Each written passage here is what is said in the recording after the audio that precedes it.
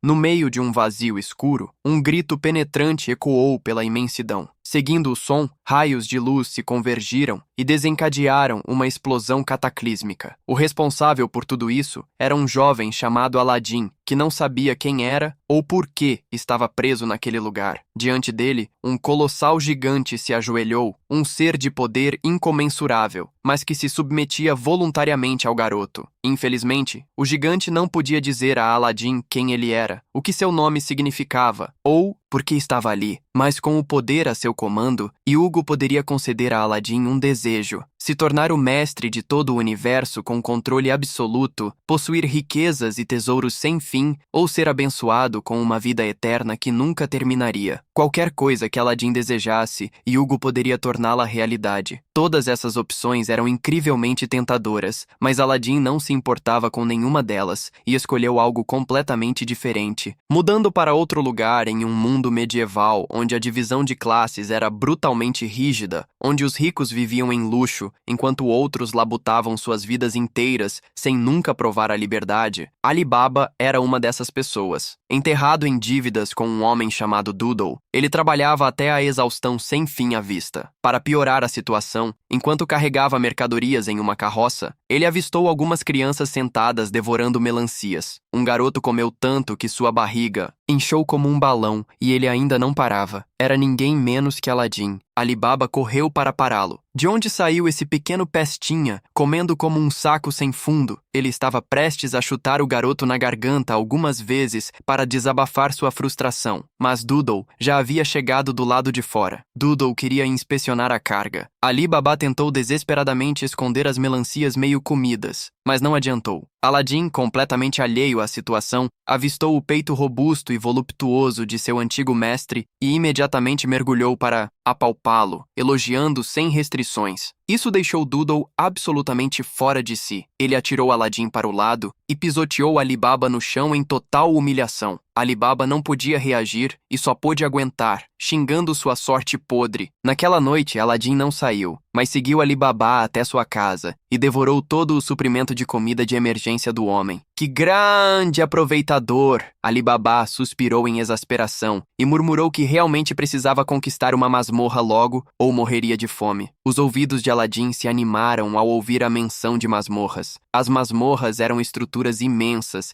que haviam aparecido misteriosamente do nada 14 anos atrás. Diziam que estavam repletas de montanhas de ouro, prata e tesouros. Se você conseguisse conquistar até mesmo uma masmorra, se tornaria instantaneamente a pessoa mais rica do mundo. Além disso, rumores afirmavam que as masmorras também continham artefatos místicos de imenso poder mágico. Se você conseguisse colocar as mãos em pelo menos um, sua vida mudaria para sempre. Os olhos de Aladim brilharam ao ouvir isso, mas já era hora de dormir, e Ali Baba não disse mais nada antes de desmaiar no lugar. Aladim também não fez mais perguntas e simplesmente ficou deitado. Na manhã seguinte, Aladim não acordava, então Ali Baba não teve escolha a não ser atirá-lo pela porta como uma bola de beisebol. Abuso infantil na certa. Os dois caminharam juntos pelas ruas. Ali Baba continuou sonhando acordado sobre conquistar uma masmorra, pegar uma montanha de ouro e então poder convidar garotas voluptuosas para sua casa para um tempo de qualidade. Aladim era jovem, mas tão sem vergonha quanto completamente hipnotizado por uma mulher dançando na rua. Enquanto pulava animadamente, Aladim esbarrou em uma garota que carregava uma cesta de limões na cabeça. A colisão fez alguns limões caírem no chão. Sua beleza fez com que ambos quisessem correr e ajudar, mas ela já havia pegado os limões sozinha e se afastou. Justo então, Aladim percebeu correntes presas em seus tornozelos. Ali Baba também as viu e explicou que ela era uma escrava, uma dessas pessoas que viveram na miséria toda a vida, com o destino nas mãos de outra pessoa, vivas hoje e mortas amanhã. A garota notou que alguém havia visto suas correntes e, envergonhada, tentou puxar sua saia para cobri-las. Fazendo com que toda a cesta de limões em sua cabeça caísse, Aladim se aproximou dela, tocou uma única nota em sua flauta e as correntes se romperam. Agora você está livre, senhorita. Mas em vez de celebrar, todos ao redor congelaram em medo. Roubar um escravo era um crime capital. Antes que Ali Baba pudesse explicar, Budley apareceu. Ele não sabia como os dois conseguiram quebrar as correntes, mas não se importava. Avançou para capturá-los e seus guarda-costas puxaram suas lâminas. Nesse momento,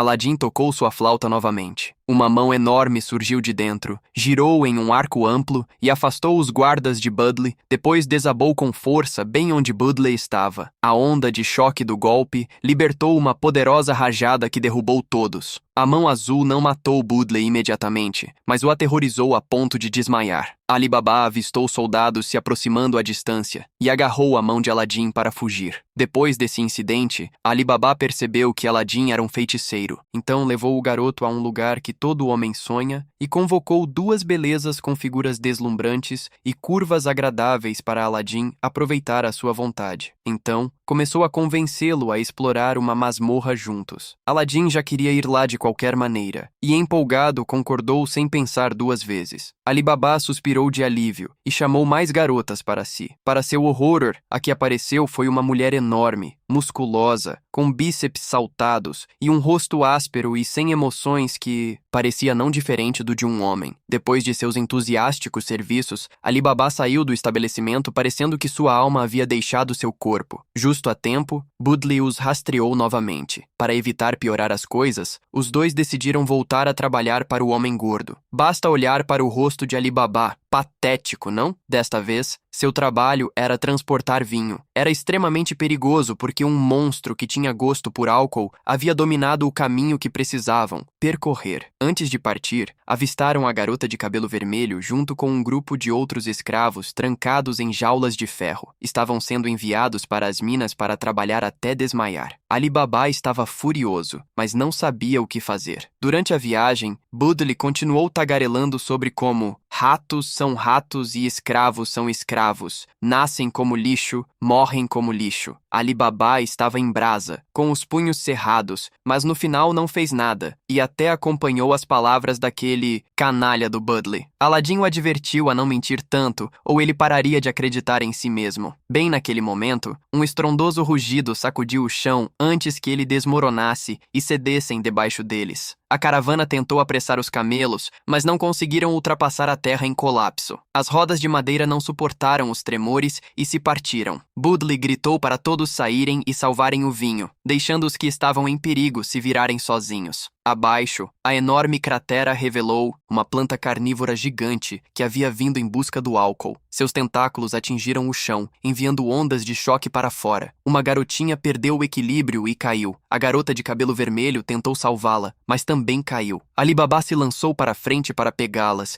e teria conseguido se o homem gordo não tivesse se intrometido para proteger seus preciosos barris de vinho. Vendo-as cair, Ali Baba ficou em silêncio estupefato. Budley gritou do lado para salvar o vinho, dizendo que aqueles escravos não valiam nenhum único barril. Incapaz de suportar mais a crueldade do homem gordo, Ali Baba canalizou seu interior de Mike Tyson e socou Budley bem no rosto, então pulou no buraco para salvá-las. A flor estava se fechando para digerir sua presa, e nenhum humano tinha força suficiente para abri-la de cima. Aladim convocou Hugo. Graças ao gigante, Ali Baba conseguiu atirar um jarro de vinho dentro, enfraquecendo a flor o suficiente para agarrar a mão da garota de cabelo vermelho. Mas um jarro não foi suficiente. Ele puxou ambas com todas as suas forças, empurrando-se ainda mais para dentro no processo. Mesmo enfrentando a morte, Ali Baba não tinha arrependimentos. Pelo menos ele não teria mais que mentir ou olhar aquele rosto do homem gordo novamente. Vendo isso de cima, Aladim desenrolou seu turbante, por sua ordem, reuniu os barris de vinho restantes, voou para o céu e os deixou cair sobre a planta carnívora embriagada de álcool. A flor soltou seu aperto e liberou Ali Baba. Ali Baba estava radiante por estar vivo, mas Budley estava gritando de raiva por seus bens destruídos. Embora isso não importasse, Hugo os levou facilmente para longe da cena. Levou um dia inteiro para chegarem ao calabouço de Amen. Apesar de sempre sonhar em conquistar um calabouço e mudar seu destino, ao se ver diante daquela armadilha mortal que engolia pessoas inteiras, Ali Baba ainda hesitou. Ele se virou para Aladim e perguntou se ele queria mudar de ideia. Esta era a última chance, mas Aladim não parecia bem. Seu corpo todo parecia nebuloso e desfocado. Em vez de responder, ele colapsou para frente e empurrou Ali Baba através do portão.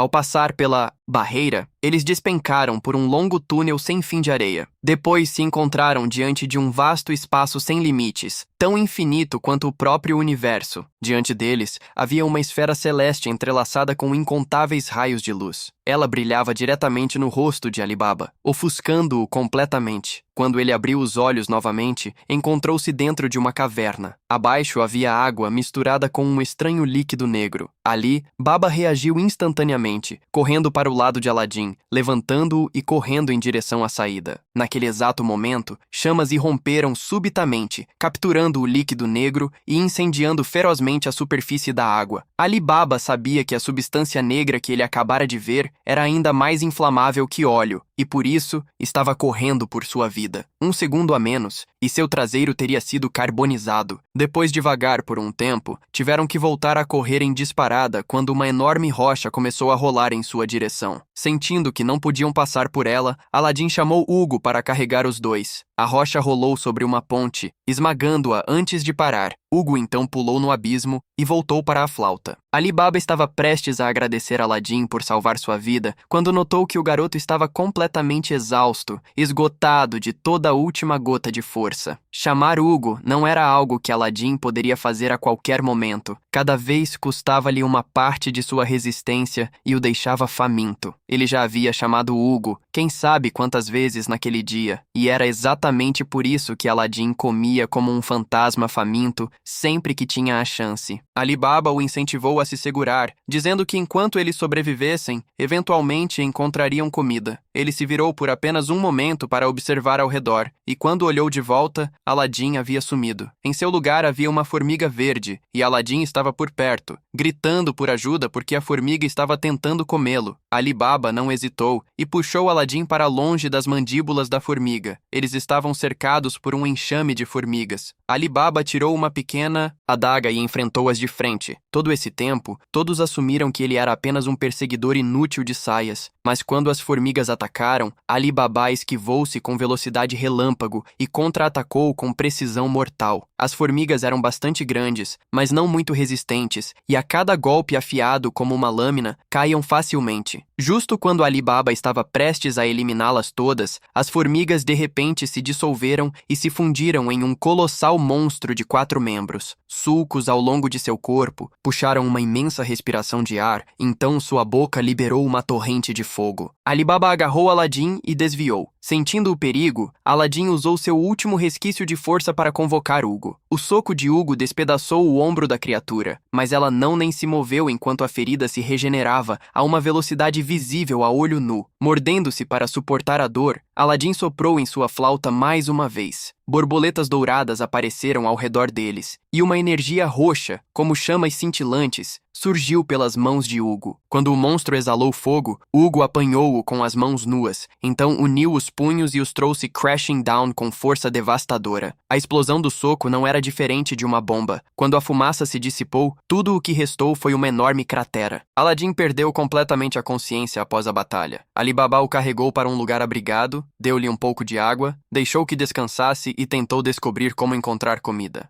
No silêncio da masmorra, passos ecoavam. Ali Baba espiou e descobriu que era o Senhor. Ele se perguntava por que o homem estava ali quando o clangor de metal soou. Ele olhou para frente e viu a garota de cabelo vermelho seguida pelo Senhor. O Senhor não prestou atenção a Ali Baba e seguiu direto para Aladim, dirigindo-se a ele como Magi, com profunda reverência antes de levá-lo embora. Quando Ali Baba tentou intervir, o Senhor ordenou a seu guarda-costas que atacasse, mas com as habilidades de combate de Ali Baba, ele rapidamente virou a situação e subjugou o guarda. Impressionado com suas habilidades, o Senhor derrubou seu escravo inútil e disse a Ali Baba para segui-lo em vez disso. Embora não tivesse ideia do que se passava na cabeça daquele homem, Ali Baba não teve outra escolha. Eles chegaram a um lugar preenchido com pilares de fogo que ardiam e morriam abruptamente, repetindo-se incessantemente, formando uma barreira que impedia qualquer um de avançar. Na entrada, havia uma pedra com caracteres antigos gravados, uma linguagem que apenas aqueles com o mais alto nível de educação poderiam entender. O Senhor mal conseguia gaguejar algumas palavras, mas Ali Baba era capaz de compreender cada caractere e ler toda a inscrição impecavelmente. Isso fez o senhor se sentir tão inferior que ele apunhalou Ali Baba em frustração. Seguindo as instruções, Ali Baba foi o primeiro a tumular e saltar pelos altos pilares de chamas. Do outro lado, havia uma cabeça de dragão de pedra. Tudo o que ele tinha que fazer era alcançar o interior e puxar a alavanca, e as chamas parariam, permitindo que os outros 3 passassem facilmente. Mas no meio do caminho, bem onde Ali Baba estava, um pilar de fogo muito maior do que os outros irrompeu de repente. Ele queimava tão ferozmente que incinerou seu corpo, deixando para trás apenas um pequeno fragmento de cinzas flutuando no ar. Aladim acordou exatamente nesse momento. O senhor o levou de lado e explicou a situação, escondendo o fato de que Ali Baba havia morrido e, em vez disso, culpando-o por ter roubado a flauta de Aladim. A garota de cabelo vermelho, sentindo que ambos eram boas pessoas, sentiu um twinge de culpa e desviou o olhar. Depois de falar, o senhor pegou seu escravo e seguiu em outra direção, deixando Aladim sob os cuidados da garota de cabelo vermelho. Notando a expressão fria e tensa de Morgiana, Aladim tentou de tudo para fazê-la rir. Morgiana estava realmente à beira de rir, mas lutou para esconder até que simplesmente não conseguiu mais se controlar. Sem saber melhor, Aladim referiu-se à sua terra natal como o Continente Escuro. Ela não gostava desse nome nem um pouco. Era uma zombaria do lugar onde nasceu. Morgiana lembrava sua terra natal como um lugar de beleza, com céus azuis claros e nuvens sonhadoras flutuando. Quando a noite caía, as estrelas apareciam como velas tremeluzentes iluminando todo o céu. Ouvindo isso, Aladim realmente queria visitar. Ele pediu a Morgiana para levá-lo lá um dia, mas isso era impossível para um escravo. Aladim poderia quebrar suas correntes físicas a qualquer momento, mas havia correntes invisíveis que ele não podia quebrar. Apenas Morgiana poderia removê-las.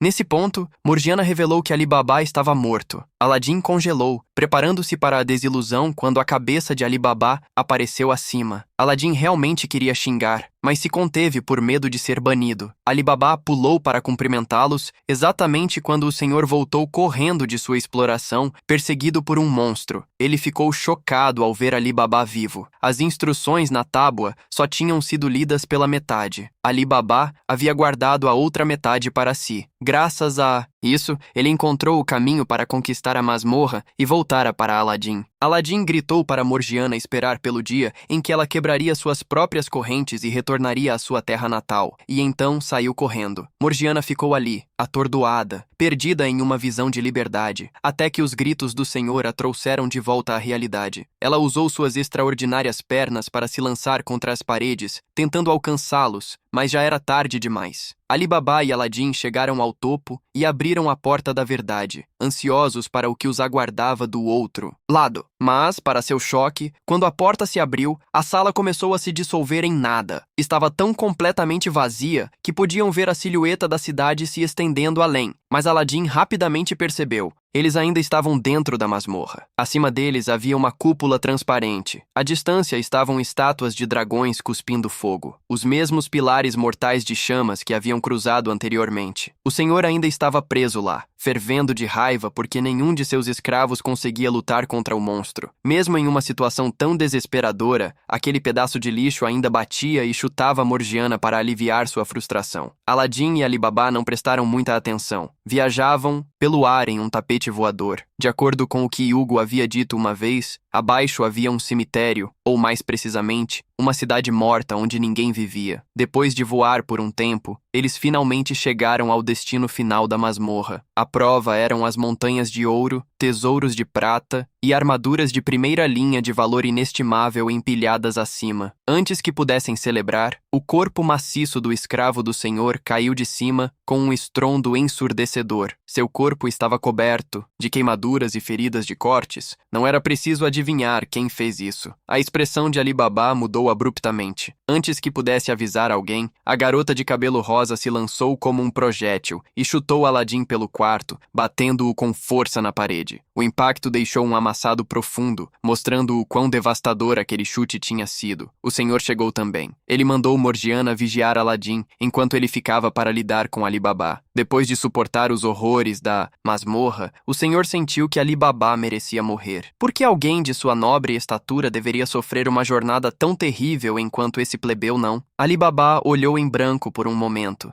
Que piada! Esta era uma masmorra, um lugar onde a vida e a morte espreitam em cada esquina, sem distinguir entre nobres e plebeus. Se você não consegue lidar com isso, volte para casa com a mamãe, príncipe. Esse insulto deixou o senhor em frenesi, avançando para atacar. Mas Ali Baba não se intimidou, nem um pouco, e desembainhou sua espada para reagir. O senhor estava extremamente confiante em sua espada. Havia sido treinado por um mestre. Como ele poderia possivelmente perder para um plebeu? Sua ostentação era mais alta que a de um proclamador da cidade. Mas em combate real, ele não conseguia tocar Ali Baba. Aos olhos de Ali Baba, a esgrima da qual o senhor se orgulhava era nada mais do que um gato arranhando o ar, cheio de aberturas e fácil de explorar. Em pouco tempo, Ali Baba tinha o senhor, completamente à sua mercê, e poderia ter tirado sua vida a qualquer momento. Mas então, o senhor chamou por Morgiana. Ali Baba deduziu que não havia como ela fechar aquela distância a tempo. Ainda assim, Morgiana chegou a uma velocidade inacreditável. Ali Baba mal conseguiu se desviar a tempo e recuou para manter sua posição. Ele não conseguia compreender como uma guerreira tão poderosa poderia resignar-se a ser uma escrava. Esta era uma masmorra. Se ela abandonasse o senhor aqui, não enfrentaria nenhuma punição. Morgiana ouviu e avançou como se estivesse movida por suas palavras. Então agarrou a mão de Ali Baba e o lançou contra a parede. O impacto destruiu completamente sua capacidade de lutar, deixando-o impotente no chão. O senhor se rejubilou agora que as coisas estavam sob seu controle, então ordenou que Morgiana matasse Ali Baba. Ela hesitou por um momento, pois esta seria a primeira vez que tiraria uma vida. Ela pegou a espada e se aproximou lentamente de seu alvo. A lâmina hesitou brevemente, mas ainda assim desceu contra ele. Nesse instante, um flash de luz irrompeu, e a espada que havia estado perfeitamente intacta se despedaçou. Aladim havia lançado um feitiço de longe. Sem dizer uma palavra, ele exigiu que o senhor devolvesse sua flauta. Naturalmente, o senhor se recusou, uma vez que Aladim sempre ficava do lado de Ali Baba, então Aladim não teve escolha, a não ser tomá-la de volta à força. Ao ver a sala cheia de espíritos mágicos, com luzes douradas girando ao redor de Aladim como uma tempestade, o senhor ficou ainda mais empolgado. 10 anos atrás, quando as masmorras surgiram pela primeira vez, ele recebeu uma profecia sobre os magi, aqueles que guiariam os reis. Se escolhido por um magi, ele seria a criança do destino entre toda a humanidade. Foi por isso que o senhor estava determinado a fazer Aladim escolhê-lo a qualquer preço. Se a persuasão falhasse, ele usaria a força. Morgiana se moveu para atacar Aladim, mas ele já havia estabelecido um campo de gravidade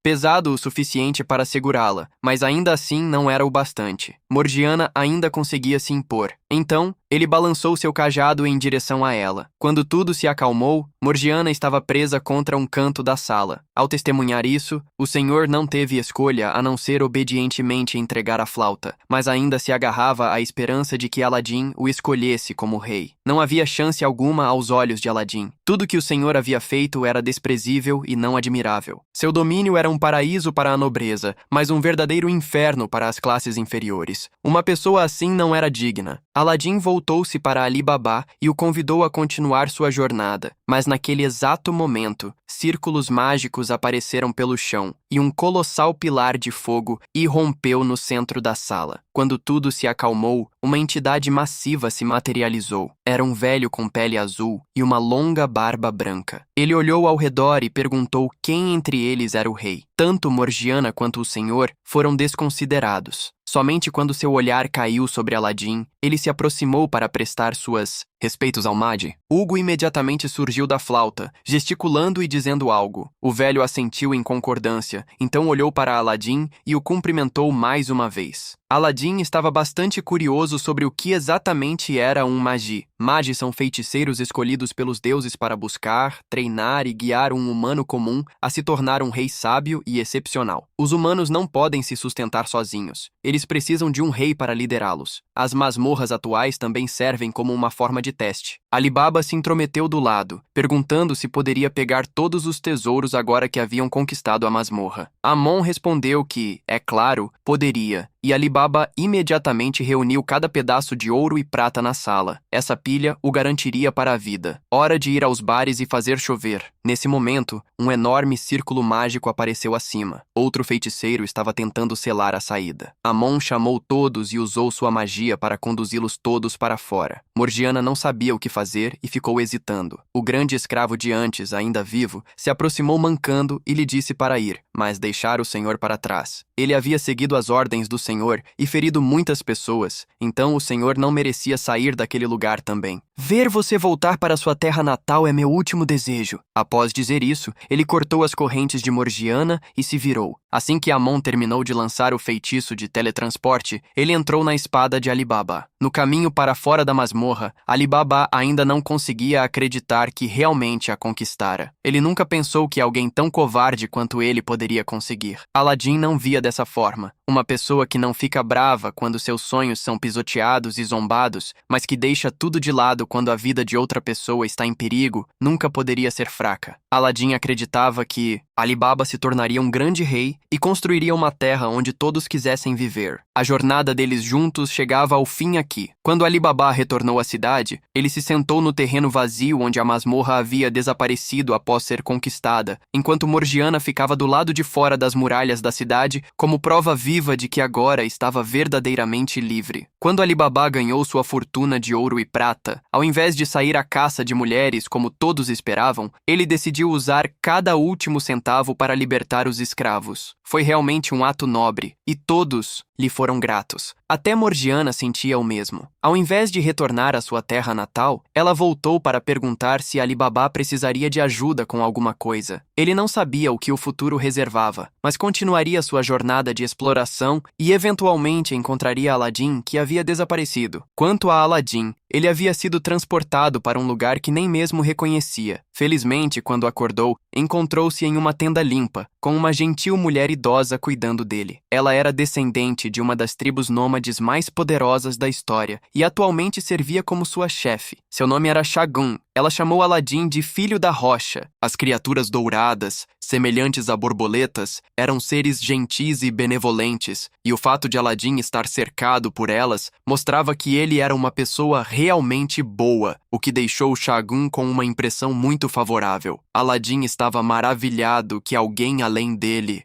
Eu poderia ver que essas criaturas são o lar das almas. Quando qualquer ser vivo morre, sua alma vaga pelo mundo e, em vez de perambular sem abrigo, elas retornam ao Hulk e se tornam seres gentis. Enquanto os dois discutiam sobre o Hulk, alguém chegou do lado de fora para anunciar que os Scouts haviam retornado. A situação era a seguinte: o Império Q estava em uma fase de expansão territorial agressiva. Muitas tribos que se opuseram a eles haviam sido derrotadas, suas terras confiscadas e seus costumes apagados. Mas, apesar de tudo isso, a tribo Kuga se recusava a ceder. Por séculos, eles lutaram e impediram o avanço do Império. Desta vez, toda a tribo faria o mesmo para proteger a terra de seus ancestrais. O que se seguiu foram os dias que Aladdin passou vivendo entre e se unindo à tribo Kuga. Jagan estava sempre ao seu lado, explicando o modo de vida da tribo. Normalmente, pelas noites, eles comiam, bebiam e cantavam juntos. Cada membro da tribo considerava os outros como família. Essa era a chave para a sobrevivência da tribo Kuga através de gerações de ascensões e quedas imprevisíveis. Na manhã seguinte, os jovens da tribo começaram a carregar espadas nas costas. Era um sinal claro de que a guerra estava se aproximando. As mulheres observavam com preocupação e rezavam para que isso não acontecesse. Caso contrário, essa vida pacífica e alegre poderia nunca mais voltar. Exatamente naquele momento, Aladdin tentou se exibir montando um cavalo, apenas para ser jogado para fora e ser lançado para a frente. Tudo o que ele pôde fazer foi gritar impotente. Dog viu isso e galopou para ajudar, mas uma garota com roupas elegantes e bonitas chegou primeiro e segurou Aladdin. Quando viram seu rosto, todos na tribo perceberam que ela era uma estranha. Ela se apresentou como Ren, uma princesa do Império Kau, vinda para negociar sua rendição. O Império há muito tempo nutriam a ambição de unificar o mundo inteiro, e eles tinham decidido começar com as vastas planícies abertas. Ren se apresentou como uma pessoa de boa vontade que não desejava batalha, mas a rendição estava fora de questão para os Kuga. À medida que a tensão aumentava, uma garota da tribo trouxe leite para oferecer à princesa. O arrogante guarda-costas ao lado de Ren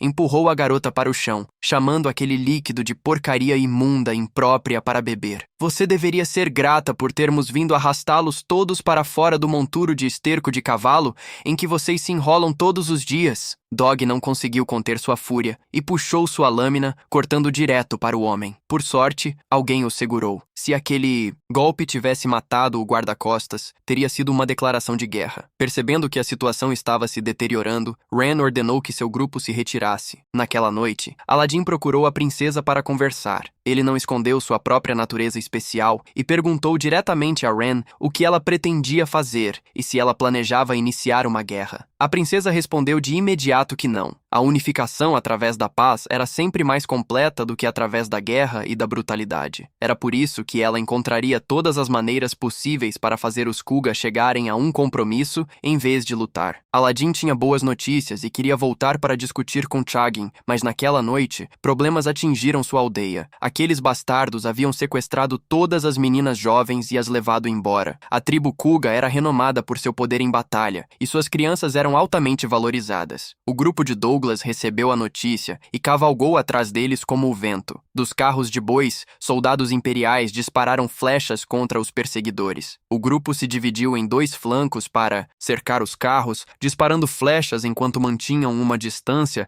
que era praticamente inexistente contra os guerreiros da estepe. Ao ver aquele cão imperial, Dog quis cortá-lo imediatamente, mas lembrou-se das palavras de Chagin. Se mesmo um deles morresse, haveria guerra, então ele segurou a mão. Aladdin acabava de retornar e estava verdadeiramente preocupado com a segurança de todos. Chagin não estava, porque tinha total confiança nos guerreiros de sua tribo. Em vez disso, estava muito mais curiosa sobre a identidade de Aladdin. Estar cercado por Hook era uma coisa, mas também ser o mestre de um gigante. Ele era como os Magi da lenda. Em Cugelore, um Magi era uma pessoa jovem que muitas vezes aparecia entre tribos em declínio e proclamava um desafio para conquistar as torres. Aquele que conquistar a torre é o rei da humanidade. Siga essa pessoa e você viverá e prosperará, aos olhos de Chagin. Aladdin não era diferente dos Magi da lenda, mas ela não pensava muito nisso, porque para ela, ele era apenas um garotinho que ela tinha pegado da sarjeta. Foi nesse momento que o grupo do Dog retornou vitorioso, acenderam uma fogueira e se reuniram mais uma vez. Chagin anunciou sua decisão de se render ao Império, não por medo ou fraqueza diante da sua força, mas porque cada membro da tribo Kuga carregava a responsabilidade e o dever de proteger essa vida pacífica. Para ela, o que importava era ver as crianças crescerem seguras e saudáveis. Parecia que tudo acabaria ali, mas quando estava sozinha, uma flecha atravessou a escuridão e tirou a vida de Chagin. Pouco depois, os outros descobriram que Chagin havia sido atacada. Ela ainda respirava, então Aladdin rapidamente a trouxe de volta para tratamento. Na manhã seguinte, toda a tribo Kuga estava em alvoroço, enfurecida pelo fato de sua líder ter sido abatida. Aquilo era um insulto e uma provocação descarados por parte do Império. Não havia mais razão para se conter. Eles queriam pegar suas espadas e cortar aqueles bastados em pedaços. Dog tentou falar, lembrando-os de que Chagin sempre se opôs à guerra e defendia uma vida de paz, mas as chamas da fúria cegavam a razão. Eles pegaram suas armas e cavalaram pelas planícies como o vento em direção ao acampamento do Império. Do lado do Império, eles também haviam recebido a notícia de que um de seus soldados havia sido atacado enquanto patrulhava, com uma flecha marcada, com o símbolo da tribo Kuga encontrada em seu corpo. O traiçoeiro assistente usou isso para agitar as coisas, pressionando para mobilizar o exército e esmagar a tribo Kuga. Mas a princesa não acreditava no que estava sendo apresentado. A tribo Kuga havia mostrado mais do que boa vontade e desejo de paz. Ela queria ir lá pessoalmente e confirmar a situação. O assistente estava esperando exatamente por isso. Princesa ou não, ela só ocupava sua posição atual graças à misericórdia do imperador. O trabalho dele ali era supervisá-la. Se a princesa insistisse em ir, ela teria pelo menos que entregar o comando do exército. Ren concordou e partiu com sua assistente de confiança, embora tivesse algumas dúvidas. A visita de Aladdin na noite anterior havia lhe dado uma forte confiança na tribo Kuga. Assim que entrou no vale, uma flecha atingiu o chão à sua frente, bloqueando seu caminho. Um grupo de guerreiros já estava esperando. Ren não demonstrou raiva nem medo. Desmontou e expressou claramente seu desejo de negociar. Mas os guerreiros não a acreditaram. Eles a acusaram de estar fazendo um jogo enganoso, falando de paz diante deles enquanto planejavam um ataque pelas costas. O que estava à frente não hesitou e desceu sua lâmina. O golpe deixou um corte superficial na face de Ren, mas ela não entrou em pânico e simplesmente desviou, como se quisesse demonstrar sua sinceridade. Mesmo assim, os guerreiros continuaram desconfiados. Felizmente, Chagin suportou a dor e avançou, gritando para que parassem. Que grupo de idiotas musculosos! Chagin declarou a rendição da tribo Kuga ao Império. Ren também notou a ferida no corpo da velha e entendeu que o conflito entre os dois lados havia sido orquestrado por alguém que estava puxando as cordas nas sombras. Ela expressou preocupação pela vida de Chagin, mas a velha não se importava. Se sua única vida pudesse salvar todos atrás dela, valeria mais do que isso. Ela gritou para seu povo largar suas armas e mostrar sua submissão.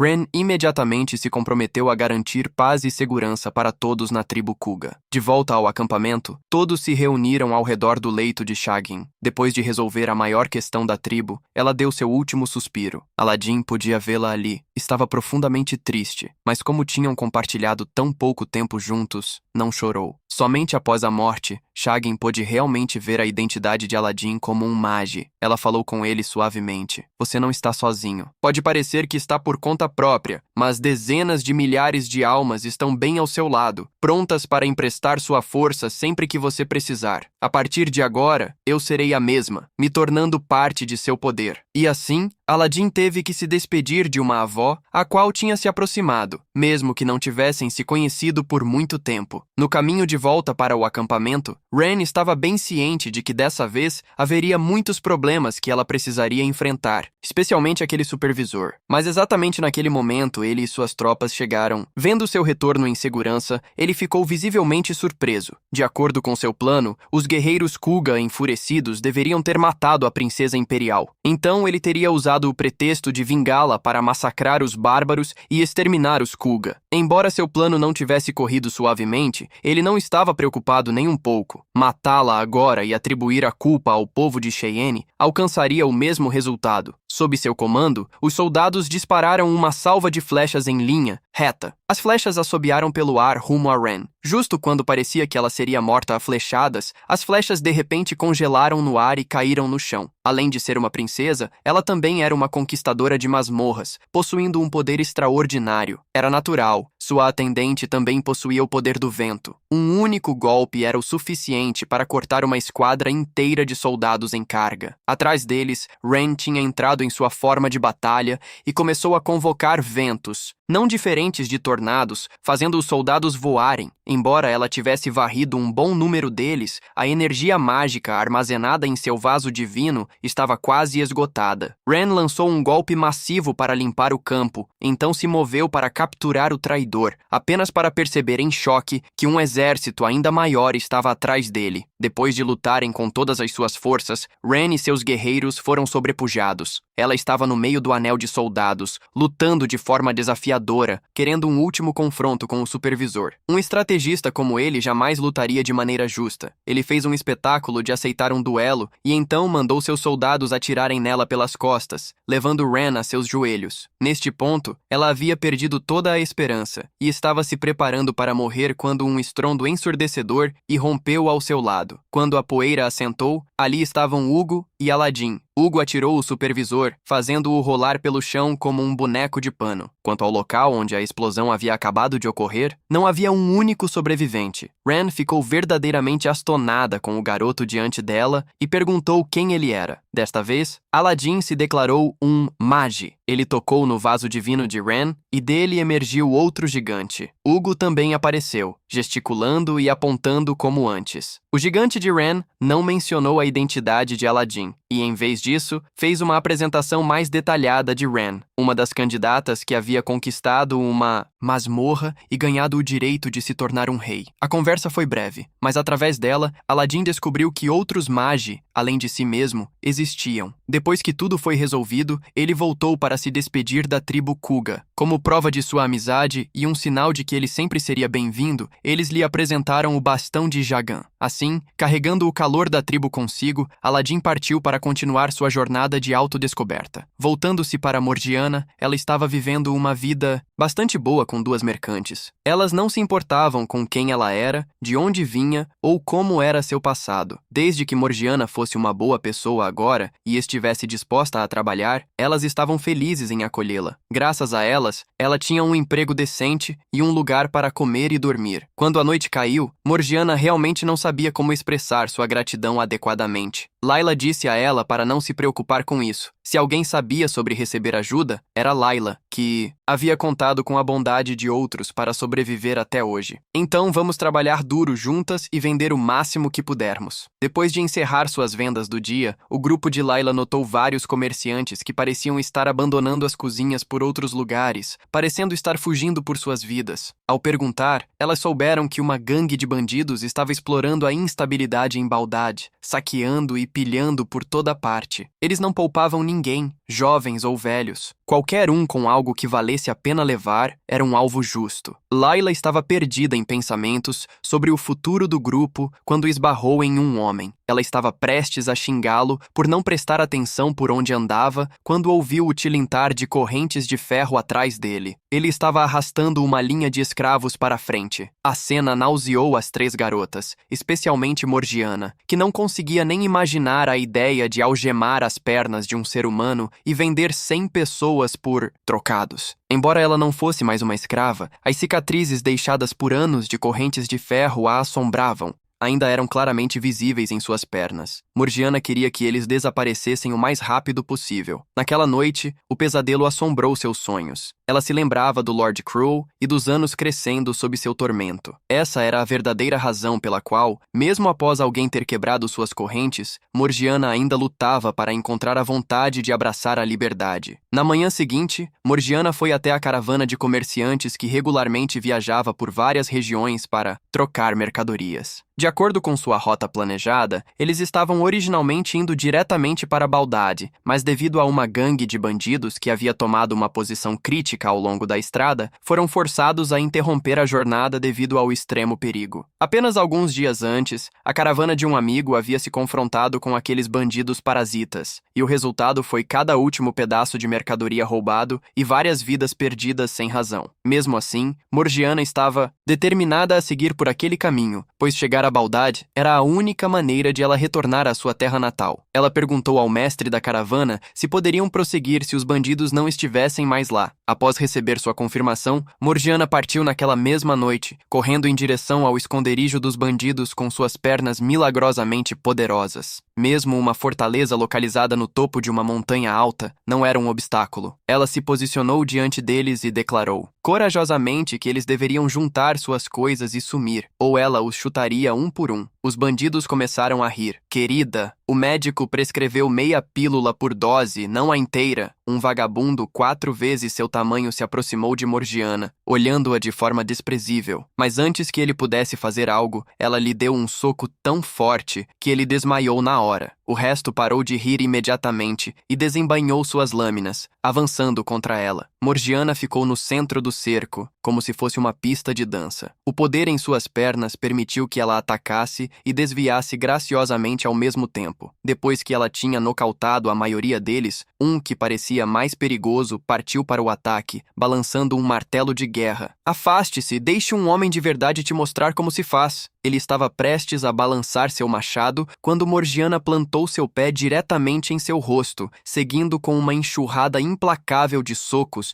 que garantiram uma viagem sem volta para a ala de cirurgia oral e maxilofacial do hospital. Enquanto Morgiana lutava, o traficante de escravos daquela manhã testemunhou a cena e seus olhos brilharam. Ele a reconheceu como uma membro da mais formidável tribo guerreira do continente sul e imediatamente partiu para capturá-la. Um corvo de repente mergulhou e atacou Morgiana. Ela desviou a tempo, mas ainda assim sofreu um arranhão. O traficante de escravos se revelou. Ela queria nada mais do que espancar aquele cachorro até a morte, mas não pôde. O arranhão continha uma pequena dose de veneno que fez a consciência de Morgiana entrar em um turvamento antes de ela desmaiar completamente. Quando ela recobrou a consciência, encontrou um pesado grilhão de ferro preso ao redor de seu tornozelo. Ao seu lado, havia uma menina. Na confusão de Baldad, a menina havia perdido seus pais e sido capturada pelos traficantes de escravos. Naja não tinha ideia do que a esperava. Então Morgiana contou à menina exatamente como era crescer como escrava. Uma vida de surras, correntes ao redor dos pés que nunca poderiam ser quebradas, e sendo forçada a trabalhar mais do que um cachorro até o fim. Nádia desabou em lágrimas, gritando pelos pais para salvá-la. Ela estava tão assustada e não queria viver assim. Morgiana se lembrou de ter se sentido exatamente assim quando era criança, aterrorizada e pedindo socorro, mas ninguém ouvia e ninguém estendia a mão. Ela puxou Nádia para seus braços. Não se preocupe, eu não deixarei que o mesmo aconteça com você. Na manhã seguinte, o grupo de Layla não conseguia encontrar Morgiana em lugar algum. Sabendo que ela deveria ter ido para Baldad e se deparado com os bandidos, os dois correram para atrás dela. Os comerciantes, que aparentemente já tinham tido o suficiente daqueles vagabundos,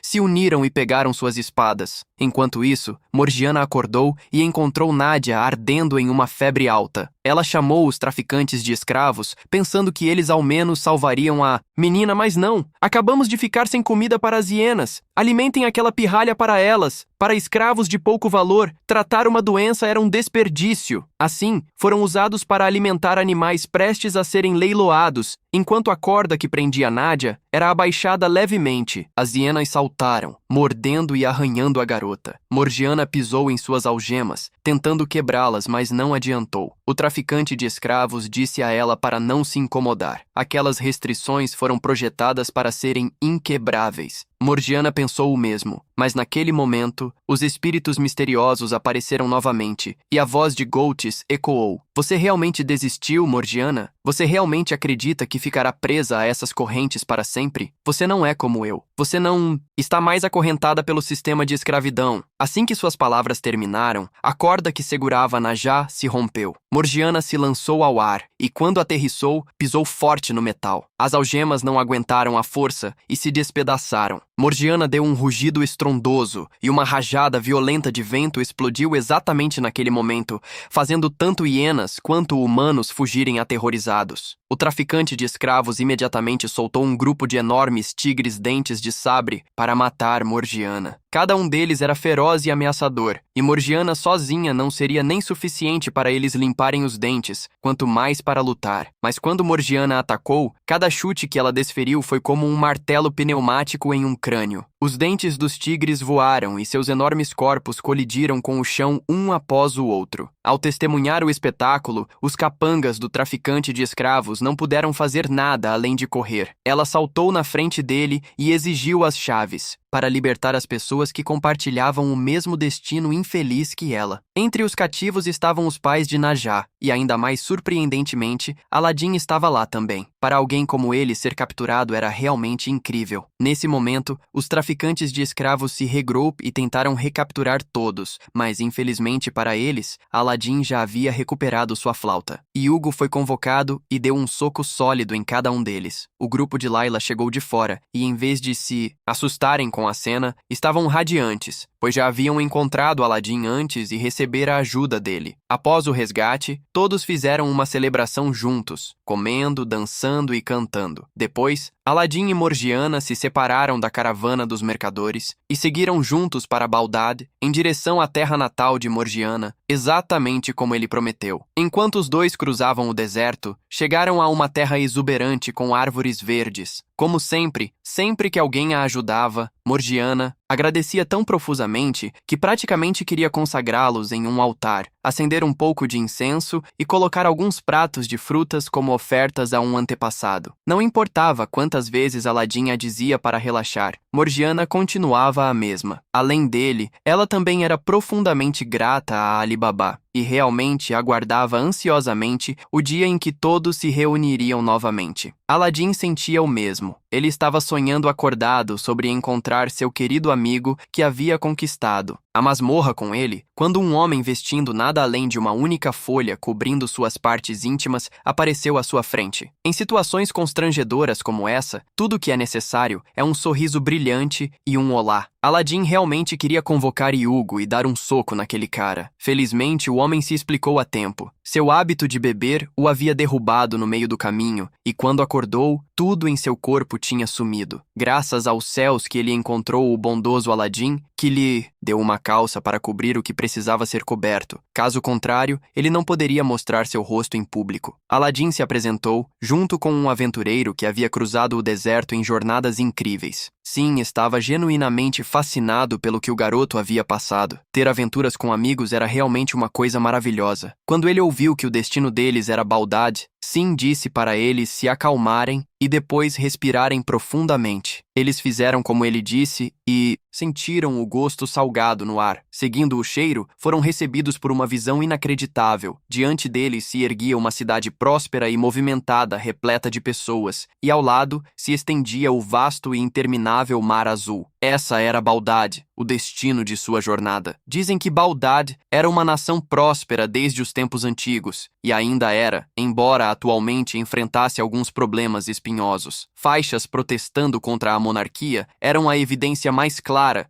Um grupo de resistência ativa estava causando bastante alvoroço, e até mesmo o exército real não tinha ideia de como lidar com isso. Após sua explicação, Sim levou os dois para seu hotel favorito, aquele onde sempre se hospedava quando visitava Baldad. Eles eram bem-vindos para ficar ali, e como agradecimento pelas roupas, ele arcaria com todas as despesas de Aladim e Morgiana. Mas no momento em que se aproximou da entrada, os seguranças barraram Sim devido à sua aparência suspeita. Com essa aparência duvidosa, não havia como deixá-lo passar. Atrás da porta, duas pessoas vestidas com roupas indiscutivelmente ricas suspiraram ao vê-lo. Então é aqui que ele estava. Quem sabe para onde ele se aventurou desta vez? Apenas com a garantia deles, foi que Sim finalmente teve permissão para entrar e descansar. Ele tinha negócios a atender, então o grupo se separou. Enquanto era escoltado até o quarto, Aladim casualmente perguntou sobre como pegar um navio em direção ao sul. Normalmente, isso não seria difícil, mas recentemente um grupo de bandidos com habilidades sobrenaturais havia aparecido em Baldad. Eles exploravam o terreno coberto de névoa da cidade para frequentemente roubar as casas de oficiais e nobres, além dos navios mercantes do rei. Apesar de serem ladrões, frequentemente distribuíam seus bens roubados ao povo comum, o que os tornava muito populares. Seu líder era o milagroso Ali Baba, e desde que ele apareceu, os bandidos se tornaram ainda mais eficazes. Aladim e Morgiana trocaram olhares. Com certeza não poderia ser o Ali Baba que eles estavam procurando. Do lado de Sim, ele estava se reunindo com o rei de Baldad. Um olhar para o homem foi o suficiente para perceber que ele era medíocre e inútil, nascido para ser nada mais que um fardo. Sim queria restabelecer o comércio com Baldad e tinha vindo negociar. O rei também queria isso, mas Baldad estava lidando com os bandidos. Se Sim pudesse cuidar deles, poderiam conversar. Então, ele aceitou, relutantemente, a missão. Quando ambos os grupos se reuniram novamente, Aladim chamou Hugo animadamente, o que revelou assim que o garoto era um magin. Sim então fez uma apresentação mais detalhada de si mesmo, um homem que só poderia ser descrito como lendário, tendo conquistado mais de 7 masmorras e se tornado o mestre de 7 Jinn, e que havia fundado sua própria nação, Sinbad. Isso parecia incrivelmente impressionante, mas alguém tão inexperiente quanto Aladim não tinha ideia de quem ele era. Sinbad soltou um pesado suspiro. Você realmente é um Majin? Deixa pra lá, isso não importa. Sinbad explicou que precisava capturar um grupo de bandidos em Baldad e precisava da ajuda de Aladim, já que seu próprio vaso divino havia sido roubado. Verdadeiramente sem esperança. Jafar se sentiu incomodado com tudo isso. Encher uma criança de problemas estava fora de questão. Esse garoto é o filho de Salomão. Alguém com esse tipo de poder teria dificuldade em viver uma vida comum. Aladim não se importava se era perigoso. Tudo o que ele queria era que Sinbad pedisse ao rei para ajudar a encontrar Ali Baba, uma vez depois que o trabalho estivesse concluído. Antes de começar, Aladim e Morgiana sentiram que os bandidos tinham o apoio do povo e se questionaram se capturá-los era a coisa certa a se fazer. Sinbad também não tinha certeza, mas acreditava que distribuir bens roubados era apenas uma desculpa para justificar o pecado, então prosseguiriam com a captura de qualquer forma. Segundo, informações internas, 2 alvos eram provavelmente os próximos a serem atingidos. O grupo se dividiu para agir. Como Aladim e Morgiana eram crianças, Jafar foi com eles por segurança. Aladim estava um pouco preocupado com Sinbad. Não se deixe enganar pela aparência aparentemente inútil e despreocupada dele. Afinal, ele era o rei dos 7 mares. Do lado de Sinbad, eles estavam de vigia quando um comerciante gordo começou a gritar com eles. Antes que pudessem responder, uma multidão dos,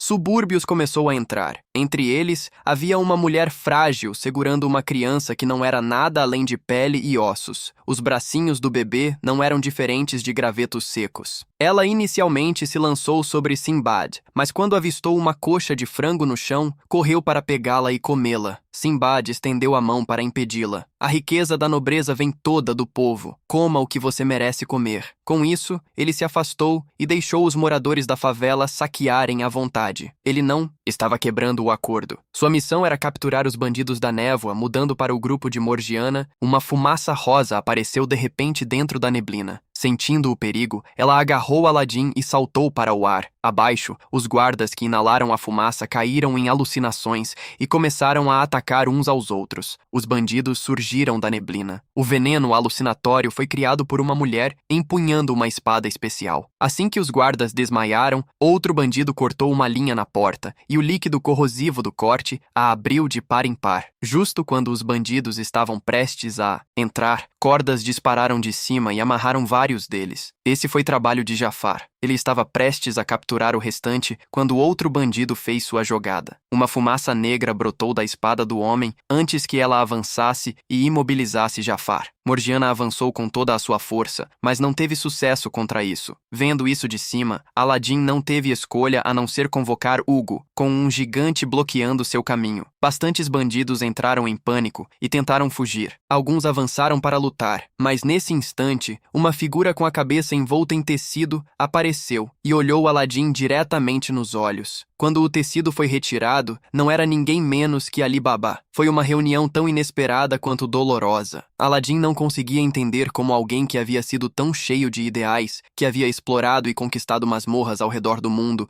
e libertado escravos, havia se tornado um bandido. Ali Baba não parecia inclinado a explicar. Atrás deles, o exército real estava se aproximando. Ele brandiu sua espada, imbuída de poder divino, usando seu próprio Magoi como condutor e sua força de vontade como catalisador para invocar a força de Amen. Uma enorme chama irrompeu com uma força aterradora diante do poder de um vaso divino. Os humanos se tornaram insignificantes. O exército não pôde fazer nada, a não ser assistir impotente enquanto os bandidos escapavam. Quando voltaram em segurança para seu esconderijo, Aladim foi apresentado a mais 3 membros que eram nada menos que os mesmos ladrões que haviam despojado Sinbad de tudo, não deixando nem mesmo suas calças. Ali Baba estava claramente irritado que Cassim continuasse trazendo pessoas aleatórias de quem sabe onde. Isso não ia acabar bem, mas graças a esses recrutas, as crianças do grupo de bandidos tinham comida para comer e uma vida normal. Uma pessoa come 3 refeições ao dia, mas para essas crianças, 2 refeições eram suficientes para fazê-las brilhar de felicidade, com os olhos cintilando de uma alegria que não podia ser falsificada. Talvez essa fosse uma das razões pelas quais um jovem apaixonado como Ali Baba havia se tornado um bandido. Ele retornou ao seu quarto e, no momento em que entrou, sentiu como se alguém estivesse lá. Olhou cuidadosamente, mas não viu ninguém e achou que estava imaginando coisas. No instante em que se deitou, lá estava Morgiana. Ela pulou e tapou a boca de Ali Baba. "Grite de novo e eu arrebento sua cara", disse Morgiana a Ali Baba. Ela disse que Aladim havia viajado incontáveis milhas só para vê-lo, apenas para encontrar um bandido em vez do companheiro que esperava. Ali Baba não queria explicar, mas Morgiana não o deixaria em paz. Ela o levantou e saltou ágil para fora de lá. Ali Baba gritou por ajuda em vão. Do lado de Aladim, ele estava tão profundamente desapontado que não tinha energia para fazer nada excessivo. A esperança, muitas vezes, leva as pessoas a profundezas de desespero. Mesmo que Aladim soubesse que ainda havia havia muitas coisas emocionantes pela frente, naquele momento, ele simplesmente não conseguia se recompor. Nesse instante, Morgiana lançou Ali Baba para dentro, e ele finalmente começou a contar sua história. Primeiro, deixe-me falar sobre meu amigo de infância, o verdadeiro líder dos bandidos, Cassim. Os dois eram amigos próximos que cresceram juntos nas favelas, um lugar que não tinha nada além de lixo e mais lixo. Ali Baba tinha uma mãe que o amava de todo o coração. Ela pode ter sido uma cortesã, mas era gentil e cheia de calor. Não era preciso ouvir mais. Apenas olhar para a pessoa justa que Ali Baba se tornara era prova suficiente de quão boa ela era. Cassim, por outro lado, estava amaldiçoado com um pai que não valia nada. O homem não se preocupava em criar os filhos e, em vez disso, os mandava roubar bebidas para ele. Sem bebidas, as pancadas voavam em seus filhos como Mike Tyson no ringue. Felizmente, o homem desapareceu das favelas antes que muito tempo passasse, e Cassim e sua irmã foram acolhidos pela mãe de Ali Baba. Mas os dias mais felizes de suas vidas passaram rápido demais.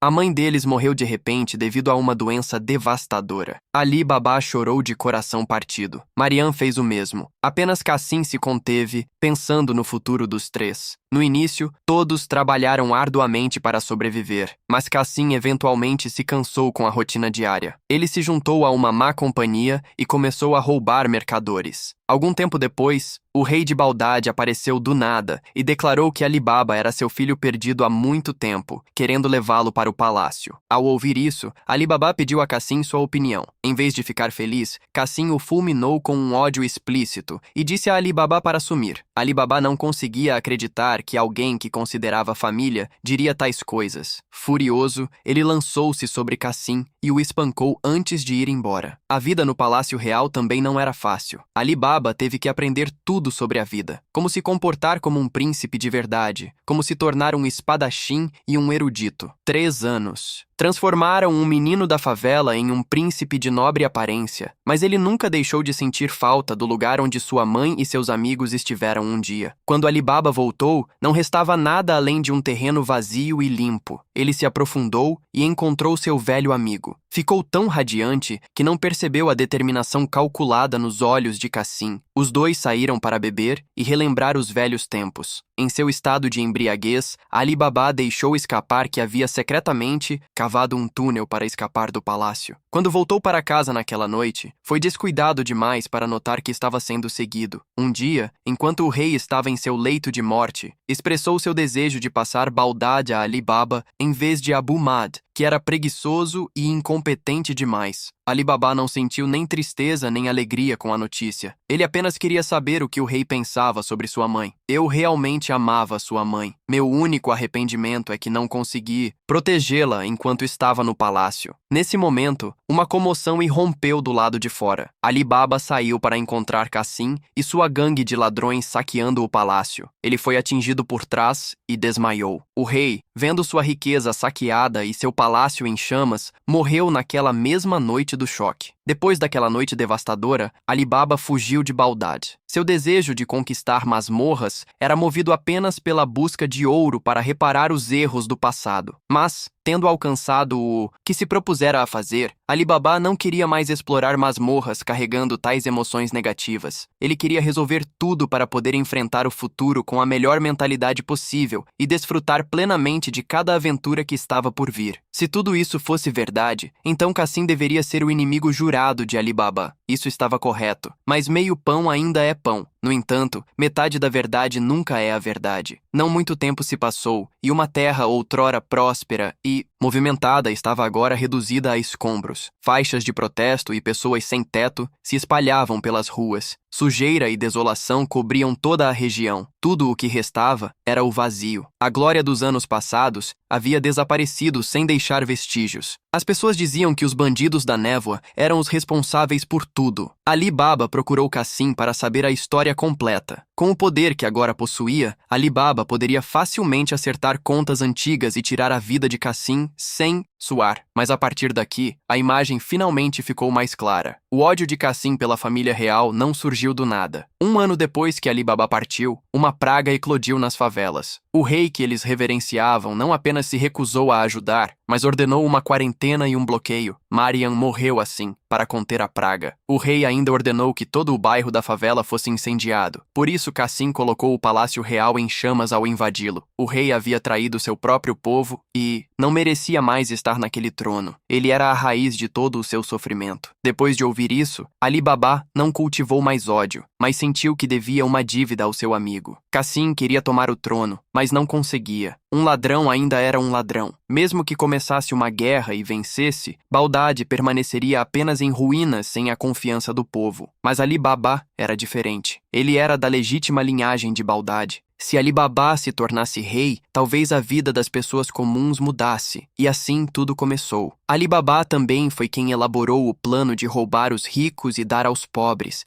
estabelecendo as bases para derrubar o rei atual e construir uma nova nação onde as pessoas pudessem viver com alegria e felicidade. Mesmo após contar toda a história, Ali Baba não conseguiu conter sua fúria. Ele não queria o trono por poder. Este país realmente havia apodrecido além de qualquer reparo. Aladdin sentia que essa situação era estranhamente familiar. A imagem da tribo Kuga piscou diante dele. As pessoas realmente eram as mesmas em todo lugar, lutando por uma vida pacífica. A única diferença era que ninguém como Shagin estava lá para guiar Ali Baba na direção certa. Mas Aladdin havia chegado a tempo. Ele seria quem faria a coisa certa. Então, um estrondo soou. A equipe de Cassim havia vindo resgatar Ali Baba. Eles sabiam o lugar para onde ele havia sido levado. Casa Sinbad, o homem que caçava seu bando rebelde. Ali Baba não tinha certeza se Aladdin o apoiava ou não, então tentou se retirar. Morgiana se moveu para detê-los e eles fugiram para o telhado. Abaixo, no hotel, outro esquadrão de bandidos atacou Sinbad. Pareciam um grande grupo, mas contra aqueles três, nenhum número jamais seria suficiente. Quando Sinbad lutou até o telhado, Cassim entrou em pânico e liberou o poder vinculante de sua espada, mas Sinbad só precisou de uma fração de sua força para se libertar com facilidade. Maswer, que o acompanhava, também era membro da tribo do final. Com o menor movimento, seu corpo inteiro disparou como uma bola de canhão. Tudo em seu caminho foi despedaçado. Os bandidos densamente agrupados foram lançados um após o outro, completamente impotentes. Cassim realmente não conseguia acreditar no que estava vendo. Aqueles eram mesmo humanos. No final, Sinbad capturou Cassim e segurou uma espada contra sua cabeça, usando-o para pressionar Ali Baba. Por que não resolver isso com um duelo entre os dois? Cassim sabia que Ali Baba tinha algo importante a realizar e não podia se dar ao luxo de ser capturado. Ele ordenou a todos que fizessem o que fosse preciso para ajudar Ali Baba a escapar. Sinbad admitiu que não poderia detê-lo se Ali Baba realmente quisesse fugir, mas Ali Baba recusou. Esta era a base para a construção de uma nova nação. Se o grupo de bandidos se desfizesse ali, todos os seus preparativos iriam por água abaixo. Além disso, esses eram seus camaradas próximos. Ele não podia simplesmente abandoná-los e ir embora. Ele invocou o poder de Amon, convocando uma imensa parede de chamas para criar uma arena separada e enfrentar Sinbad em combate. O manejo da espada de Ali Baba trazia as inconfundíveis marcas do estilo real de Bagdade, rápido e mortal. Mas contra Sinbad, tudo que Ali Baba fazia parecia dolorosamente amador. Ele não conseguiu desferir um único golpe. Ainda assim, quando Sinbad contra-atacou, uma única soco foi tudo o que bastou para derrubar Ali Baba. Mas, em vez de finalizar, Sinbad expressou sua intenção de se juntar aos bandidos. Ele achou muito mais significativo ajudar pessoas que lutavam por uma vida melhor do que servir a um rei tolo. A luta que acabara de acontecer era apenas um teste para ver se Ali Baba era digno de receber ajuda do rei dos sete mares. Além disso, Sinbad encontrou algo profundamente perturbador. Desde que as masmorras começaram a aparecer, a guerra e a divisão de classes cresceram cada vez mais severas. Se alguém não agisse rapidamente para detê-las, tudo descontrolaria e o mundo cairia em um verdadeiro caos. O grupo de Cassim não podia acreditar que Sinbad realmente queria se juntar, mas não estavam em posição de recusar. Na manhã seguinte, a Tropas da Névoa fez um anúncio público, convocando os cidadãos ao palácio para uma declaração importante. Sinbad acompanhou Ali Baba para se encontrar com o rei e apresentar a questão de que as vidas das pessoas não estavam sendo protegidas, que era o mesmo motivo pelo qual as Tropas da Névoa haviam sido formadas. Se Abu Mahd pudesse garantir que as pessoas não se preocupassem mais com comida e abrigo, as Tropas da Névoa se desmobilizariam. Em resposta ao apelo sincero de Ali Baba, veio nada mais que desprezo absoluto. Um garotinho retirado do lixo não é meu irmão. Você não tem direito de falar aqui sem Sinbad atrás de você. Ali Baba ficou imediatamente furioso e tentou avançar, mas foi contido pelos guardas do lado de fora. O povo aguardava ansiosamente.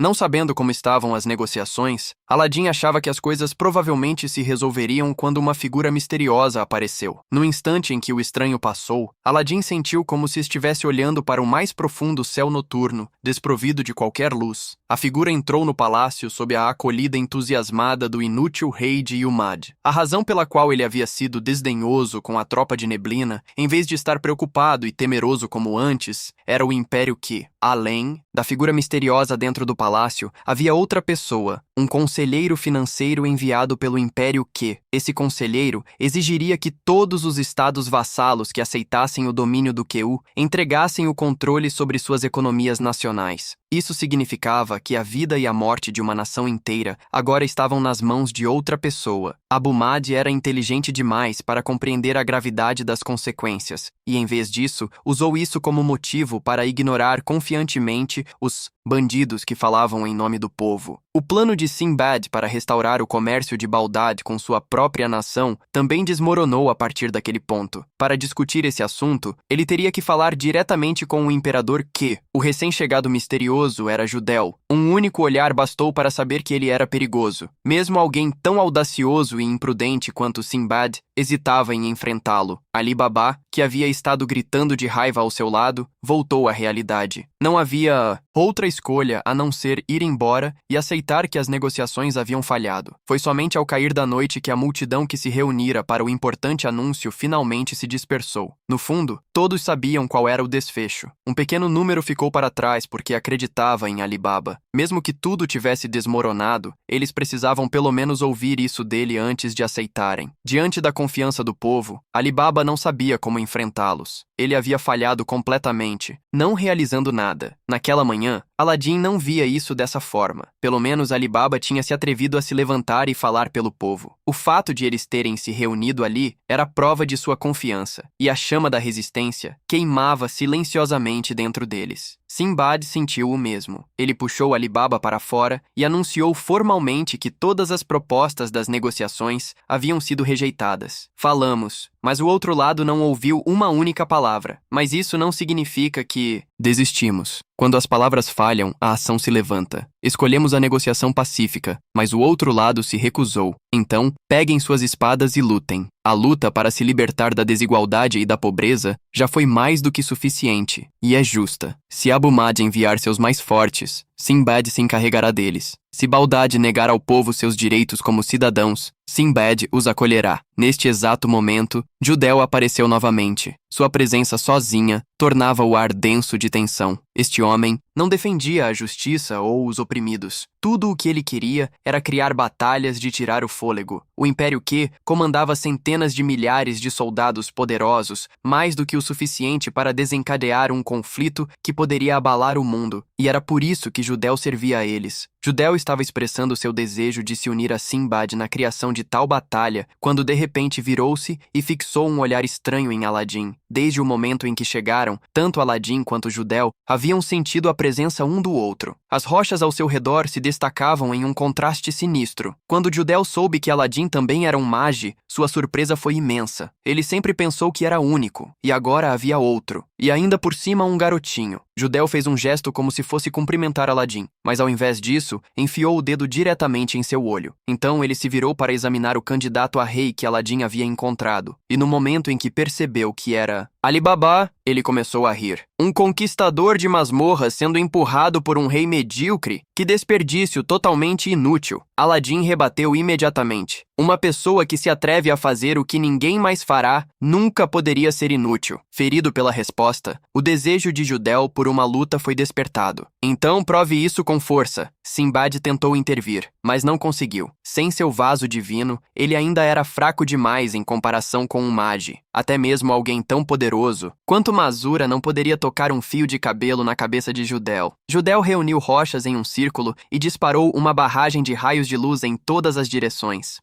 Aladdin também usou rochas para formar uma barreira, bloqueando os feixes e atirando-os de volta. Quando sua energia colidiu com o escudo de Judel, as duas forças se cancelaram e desapareceram. Judel pensou por um momento. Parecia que converter rochas em Magoi tornava essa batalha inútil. Então ele mudou para a magia. A magia era uma energia completamente diferente do Magoi, também derivada de rochas. Através dela, os magos podiam lançar uma ampla variedade de feitiços. No momento em que Judel terminou de explicar, um raio rasgou diretamente em direção a Aladdin, estilhaçando a barreira formada a partir do Magoi. Judel pensou que seu ataque havia acabado com Aladdin, mas quando a poeira assentou, o garoto estava ileso. Atrás dele, Hugo tinha entrado na luta. Ver isso apenas animou ainda mais Judel. Ele continuou lançando feitiços, convocando névoa de Baldad e a convertendo em água, depois de água em gelo. Judel subiu ao céu, dividiu o enorme bloco de gelo em inúmeras lascas e lançou-as sobre todos. Diante de um ataque de tal escala divina de um mage, até Sinbad se sentiu impotente. Aladdin não era menos poderoso, mas, infelizmente, ainda não tinha dominado o uso da magia. Hugo protegeu Aladdin, esmagando os blocos de gelo que se aproximavam, então saltou para o céu e desferiu um golpe devastador que fez Judel cair ao chão. Mas a barreira de Judel absorveu grande parte do dano, deixando-o com apenas ferimentos leves. Algumas lascas de gelo ainda pairavam no ar. Judel as direcionou diretamente para Aladdin. O garoto não conseguiu reagir a tempo, então Hugo jogou seu próprio corpo na frente de Aladdin para salvá-lo. O gelo perfurou profundamente o corpo de Hugo, tornando cada vez mais difícil para ele se mover. Aladdin despejou mais Magoi em Hugo para que ele pudesse expulsar o gelo, mas a situação não melhorou. Mesmo nessas circunstâncias desesperadoras, Judel continuou atacando. Felizmente, a rápida Morgiana puxou Aladdin para longe. Ali Baba avançou e fez seu vaso divino descer, empoderado por Amon. A lâmina cortou limpo a barreira. Judel foi pego de surpresa, mas ainda conseguiu desviar antes de afastar Ali Baba. Justo quando ninguém conseguia mais parar Judel, Hugo de repente lançou-se para a frente e o bateu contra uma parede a uma velocidade quase inacreditável. Sem pausar, Hugo avançou novamente e desferiu um soco tão poderoso que o terreno ao redor tremeu e a parede que suportou o impacto se desmoronou. Antes que Judel pudesse recuperar seu equilíbrio, outro punho conectou-se e ele gritou em descrença. Aladdin claramente tinha parado de canalizar Magoi, porque o Jin ainda estava se movendo e ainda mais forte do que antes. Judel voou para o céu e disparou rajadas de luz rochosa como uma distração, então cravou um enorme pedaço de gelo diretamente no peito de Hugo. Ele achou que isso acabaria com tudo, mas Hugo mal se mexeu. Suas mãos de repente se levantaram para o ar e se juntaram, como se estivesse espantando um mosquito, esmagando Judel entre elas.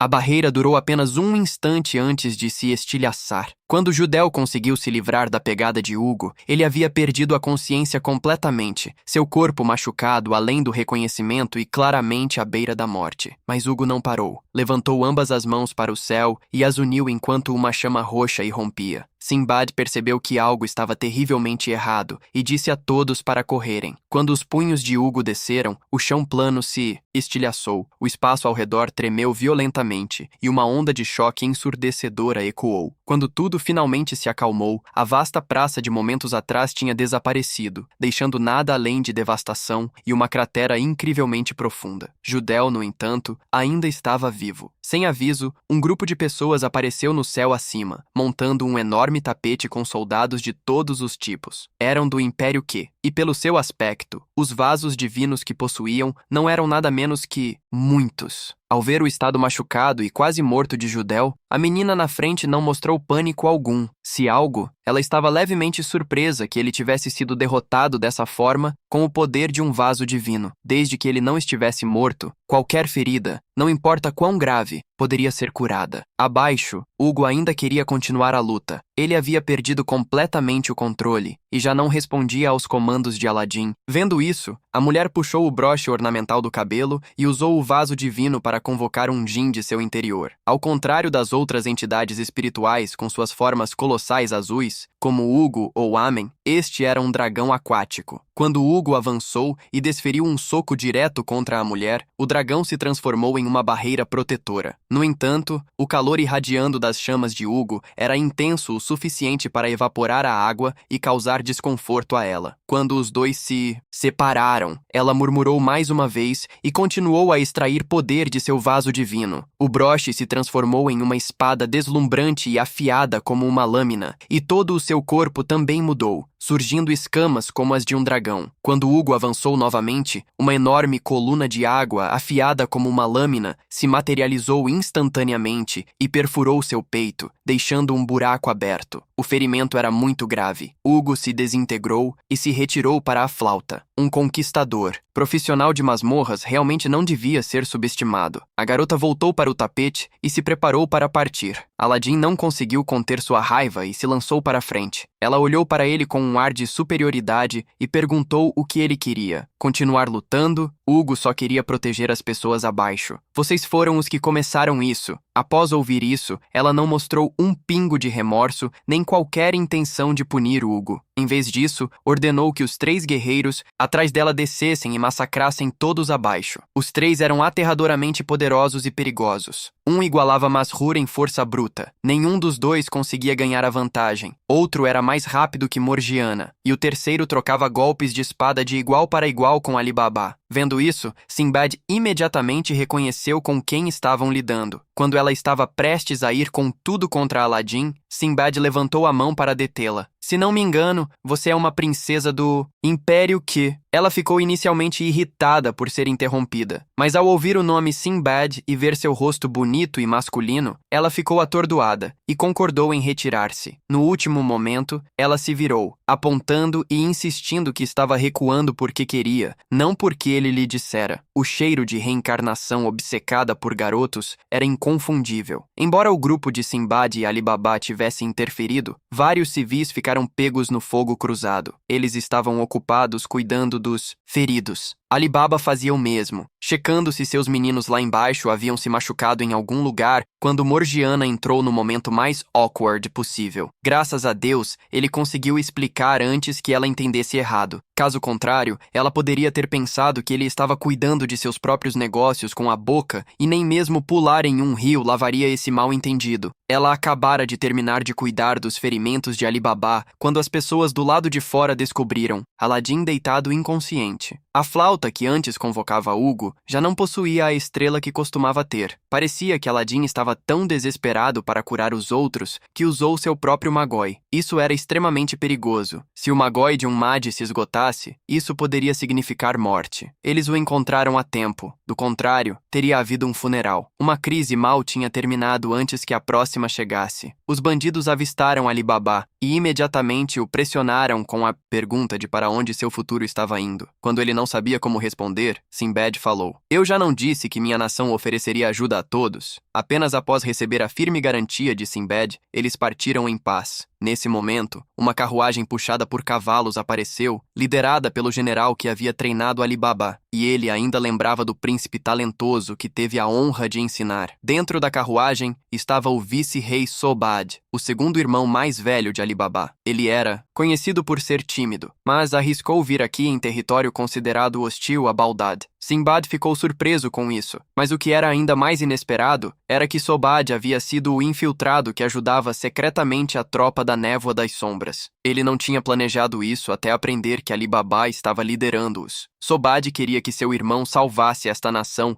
antes que seu idiota irmão mais velho, cujo cérebro ainda estava preso no útero e cujo caráter era defeituoso desde o nascimento, destruiu tudo completamente quando o antigo rei morreu. O banqueiro chegou disfarçado de especialista financeiro. Naquele momento, a economia de Bagdad já estava em péssimas condições. Sob o governo de Abu-Man, sua estupidez havia levado uma nação antes próspera à pobreza. A partir daí, uma tragédia se desenrolou por todo o país. O chamado especialista financeiro enganou o rei desavisado, fazendo-o adotar uma moeda papeler apoiada pelo império que, a partir de agora, não haveria mais necessidade de ouro ou prata nas transações. Bastava usar isso. A princípio, o dinheiro em papel tornou o comércio mais conveniente e a economia cresceu. Mas então veio a inflação, um conceito compreendido apenas na era moderna. O valor do dinheiro em papel flutuava de maneira selvagem. Um pão que custava uma moeda ontem, agora custava 3 hoje. Ao invés de ajustar o valor da moeda, o banqueiro introduziu serviços de crédito. Ele deixou que todos pegassem emprestado o quanto quisessem com uma condição. Tinham que deixar coisas como terras, soberania, direitos marítimos e recursos nacionais como garantia. Para manter seu estilo de vida extravagante, Abu Mahd continuou a pegar empréstimos até que a nação não tivesse mais nada. A corte estava em pânico, estavam completamente quebrados. Mas Abu Mahd não estava preocupado. Ele olhou para a multidão abaixo. Ainda temos o povo? Basta vender os direitos humanos deles. Abu Mahd queria transformar Bagdad em uma fábrica de escravos. Sob Mahd tremia de medo, dor e fúria enquanto contava a história. Para evitar que aquele pesadelo se tornasse realidade, ele veio aqui para revelar tudo. O sangue de Morgiana fervia no instante em que ouviu a palavra escravo. Ela imediatamente chamou Sinbad e Ali Baba para se juntarem a ela na parada desse plano traiçoeiro. Um esquema tão profundamente estúpido que não poderia ser mera estupidez natural. Tinha que ser uma estupidez treinada profissionalmente, cultivada sistematicamente, fundamentada. Sob Mahd era tão sincero que praticamente implorou a Ali Baba para parar Abu Mahd a todo custo. Restavam apenas 5 dias. Uma vez que Abu Mahd casasse com a princesa, o contrato de escravidão seria assinado. O general ao seu lado o puxou de volta. Eles precisavam sair o mais rápido possível antes de serem descobertos, pois isso poderia lhe custar a vida. Ali Baba caiu em silêncio. A pessoa em quem mais confiava naquele momento, Aladdin, estava em coma, incapaz de oferecer qualquer orientação. Ali Baba não. Sabia se conseguiria realizar isso. Ele olhou para Sinbad, o homem que ele realmente admirava. Sinbad parecia capaz de lidar com qualquer coisa com facilidade. Esse era o tipo de líder que as pessoas precisavam. Alguém tão fraco quanto eu realmente não consegue fazer nada. Assim como Ali Baba temia, Sinbad estava um pouco decepcionado com ele. Este país estava além de ser salvo por meios ordinários. A única coisa que restava a fazer era encontrar alguém que realmente se importasse e quisesse reconstruí-lo. Abu Mahd certamente não era essa pessoa. Ali Baba era um pouco frágil demais e carecia de confiança. Sinbad não conseguia entender por que Aladdin o escolhera. Assim que essas palavras saíram de sua boca, um rugido ecoou de fora. Era Morgiana, vindo para relatar a situação e tendo ouvido o que ele acabara de dizer. Morgiana discordou fortemente. Embora Ali Baba carecesse de confiança, ele era capaz de coisas extraordinárias. Libertar os escravos em Kishin era algo que ninguém mais se atreveu a fazer. Apenas Ali Baba o fez. O mesmo se aplicava agora. Morgiana acreditava que Ali Baba salvaria esta terra das correntes da escravidão. Sinbad admitiu que pode ter julgado prematuramente e chamou todos para se reunirem e estrategizarem. Como rei dos 7 mares, Sinbad tinha muitos aliados prontos para ajudar em várias situações. Mas no momento em que souberam que o Império Kei estava envolvido, nenhum deles quis fazer parte disso. Olhando para o desenvolvimento de Ku, a velocidade era assombrosa. Ku havia se expandido rapidamente e se tornado um nome que fazia cada nação tremer. Ao investigar a origem desse crescimento, Sinbad descobriu que era totalmente impulsionado por Judel. Como um maguei, Judel invocou o maior número possível de masmorras. Então enviou os príncipes e princesas do império para conquistá-las, obtendo vasos divinos e um poder aterrorizante. Enfrentar Kou cara a cara parecia imprudente. Então Sinbad decidiu começar com Abu Mahd. Depois disso, despediu todos, exceto Ali Baba, para discutir a situação atual em particular. Sinbad revelou que tinha sido muito amigo do pai de Ali Baba e, por causa desse laço, estava disposto a usar cada gota de seu poder e habilidade para treinar Ali Baba no uso de seu vaso divino e elevá-lo a se tornar um rei. Mas antes que Sinbad pudesse terminar, Ali Baba o interrompeu. Alguém como eu nunca poderia fazer algo assim. É impossível. Já havia considerado que cada pessoa nasce com uma responsabilidade a carregar? Ele viu a esperança nos olhos de Sinbad e as pessoas que se reuniram diante do palácio com o anúncio. Elas já viam Ali Baba como a única solução. Ele não tinha escolha a não ser se tornar um rei. Ali Baba estava imerso em pensamentos após ouvir tudo isso. Ele saiu para dar uma caminhada pelas ruas para clarear a mente. Por acaso, viu mães com seus filhos, e isso o fez lembrar de sua própria infância. Ao mesmo tempo, o aviso de Sinbad ecoava em sua mente. Aquelas pessoas se tornariam escravas e viveriam em correntes para sempre se ele não fizesse nada. Justo então, pessoas na rua reconheceram Ali Baba e se aglomeraram ao redor, perguntando sobre as negociações. Antes que ele pudesse pensar no que dizer, uma corda surgiu do nada e o puxou para um barco. Quando o choque passou, percebeu que era o grupo de Cassim, que havia escapado há algum tempo sem que ninguém percebesse. Cassim trouxe Ali Baba ali para anunciar um plano de guerra total. Ao lado de Cassim estava um traficante de armas. Foi esse homem que informou Cassim sobre o contrato de escravidão. O povo de Baldad havia suportado até seu limite absoluto. Se eles soubessem que estavam prestes a ser vendidos e, em seguida, recebesse armas, o que aconteceria? O traficante de armas garantiu um fornecimento completo de armas, incluindo metralhadoras Gatling, para devolver algum direito humano ao rei, que estava extremamente carente disso. Ali Baba estava atônito. Se as coisas se desdobrassem da maneira que Cassim queria, quantas pessoas morreriam? O sacrifício por uma nova nação era inevitável. Onde há uma luta, pessoas cairão. Mas a partir desse sacrifício, o futuro se abre. Ali Baba não via dessa forma. Para ele, a guerra era sem sentido. Quando Baldad estava atrelada ao Império Q, seria uma guerra que drenaria a nação. Ali Baba estava certo, mas foi forçado a escolher. Ou ele lutava, ou o povo lutava. Ele não entendeu isso até que Cassim o socasse no rosto e lhe dissesse que ele não era mais necessário. Um homem com sangue real, mas sem a ambição ou determinação correspondente. Cassim não tinha utilidade para alguém assim. Naquela tarde, Sinbad olhou para o céu distante com preocupação. Assim que seus aliados declararam que não iriam intervir em nada envolvendo o Império Q, naquele momento, Ali Baba veio até ele e pediu para ser ensinado a usar seu vaso divino em combate. Sinbad ficou curioso com a mudança repentina de atitude. Ali Baba não queria revelar a verdade, sabendo que Sinbad arrebentaria Cassim se descobrisse. De qualquer forma, Sinbad ficou satisfeito que Ali Baba finalmente decidisse usar seu poder e lutar. Normalmente, humanos não conseguem invocar a forma sagrada de um vaso divino como Magi pode. Isso requer um controle extremamente refinado de Magoi, além da capacidade humana. Mas humanos podem alcançar um armamento divino, o que significa que entram em um estado de equipamento sagrado como aquela garota demonstrou na noite anterior. Nesse estado, um humano se torna extraordinariamente poderoso, mas para Ali Baba, isso ainda estava longe. Controlar Magoi para armadilhar um vaso divino não era fácil. Envolver o vaso em Magoi e transformá-lo em equipamento sagrado pode parecer simples, mas era um processo inteiro em si mesmo. Fiel às palavras de Sinbad, mesmo com um especialista como ele como guia, Ali Baba não conseguiu dominá-lo da noite para o dia. Não importava o quanto Ali Baba tentasse usar Magoi e despertar as chamas de Amon até ficar completamente exaurido, a forma de armamento sagrado nunca aparecia. No entanto, Sinbad não o criticou nem um pouco. Pelo contrário, ele sorriu com satisfação. Admitiu que realmente havia julgado Ali Baba apressadamente. Aquele jovem realmente tinha um talento que valia a pena esperar. Ao mesmo tempo, porém, Sinbad recebeu informações sobre a presença de figuras suspeitas. Não havia como saber quais tempestades eles desencadeariam sobre esta nação sofrida. Sinbad também planejava conversar com a princesa sobre cancelar o casamento. Ele sentia que a princesa estaria disposta. Jafar e os outros relembraram a expressão no rosto dela que praticamente gritava